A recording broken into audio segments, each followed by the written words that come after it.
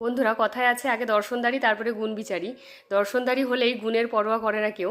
তো আমার এই লঙ্কাগুলোকে আমি নাম দিয়েছি বিশ্ব সুন্দরী। মানে দর্শনদারি হলেও খেতে কিন্তু একটুও ঝাল নেই। তো এগুলোকে আমি আজকে পকোড়া করব।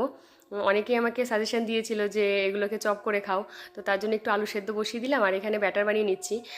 ময়দা নিয়ে নিয়েছি কিছুটা, আর একটু কর্নফ্লাওয়ার দিয়ে একটু জিরে গুঁড়ো, নুন, হলুদ দিয়ে এটাকে মিশিয়ে রেখে একটু ঢাকা দিয়ে রেখে দেবো। আর এদিকে লঙ্কাগুলোকে আমি পরিষ্কার করে নিয়েছি, ভেতরে বীজগুলো সব বের করে। আর এখানে সেদ্ধ আলুটা নিয়ে ভালো করে ম্যাশ করে এতে একটু পেঁয়াজ কুচি আর ধনেপাতা কুচি, সঙ্গে একটু লবণ আর হলুদ দিয়ে এটাকে মেখে নেব। বেশি কিছু দেবো না। আর একটু নিয়ে নেবো আমি চিজ। আর এভাবে লঙ্কার ওই যে লঙ্কাটা পরিষ্কার করে নিয়েছিলাম তার মধ্যে একটু আলু, তারপরে একটু চিজ আর একটু আবার আলু দিয়ে এগুলোকে সবগুলোকে রেডি করে নেব একটা একটা করে। তারপরে আমি এই যে আমার সব রেডি হয়ে গেছে।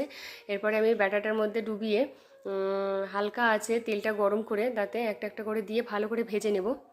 এর আগে আমি লঙ্কার ভিডিও দিয়েছিলাম গাছের। তো অনেকে অনেক রকম সাজেশন দিয়েছিলে।